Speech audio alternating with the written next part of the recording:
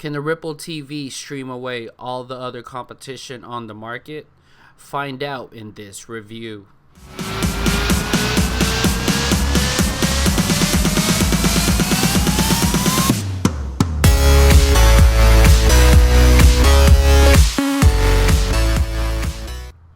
Here's a device review of Rippl TV. And make sure you guys visit kawarthacutyourcable.com for more information. Rippl is a series of small waves. Now on the Rippl TV, it clearly shows the design factor towards it. This is just to separate the device from others in the market just in looks. Now the rounded square shaped case is made out of plastic. Now you might be thinking this resembles a lot like the G-Box MX2 or the M8 from Armada. Well, it basically the twin brother of the M8. Even the specs are identical on the Rippl TV. Now let me be the first to tell you that the 2GB RAM should be standard for any streaming device, but the big difference will be on how optimized and capable the Rippl TV is. Now on the ports of the Rippl TV is packed with what you want to plug into it. You got a micro SD card slot which can use up to 32GB, and that's extra storage space for media. Now Rippl TV also comes with two USB ports 2.0 that you can plug a wireless keyboard and mouse, gaming controller, even webcam to use Skype with. Now HDMI port, an Ethernet and Wi-Fi ready, a recovery button, optical audio port, and a power port. Now let's move on to the Rippl TV remote. While the remote isn't packed with tons of features, the simplicity of the remote is key. Your main focus on this remote will be just the cursor and the OK button.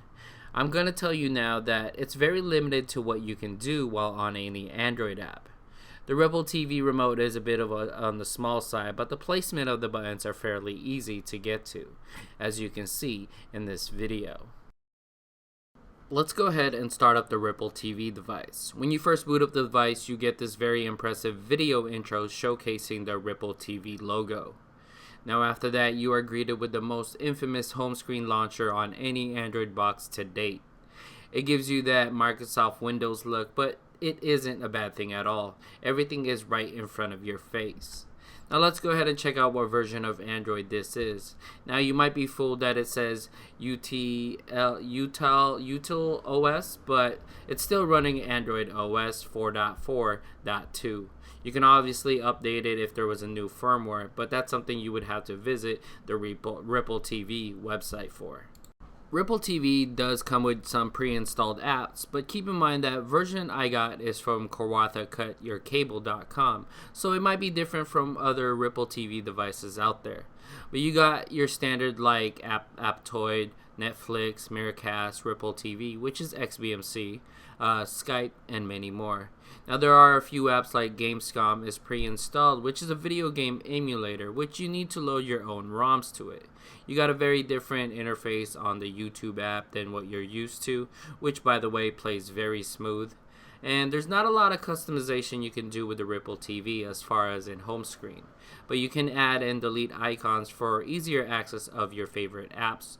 What you do is basically uncheck the ones you don't like and check the ones you want on the home screen. Pretty easy, right? Now, the most interesting I found on the Rippl TV is their very own version of XBMC. As you can see, it's a custom build of XBMC with custom menus, and it already comes pre-installed with popular add-ons.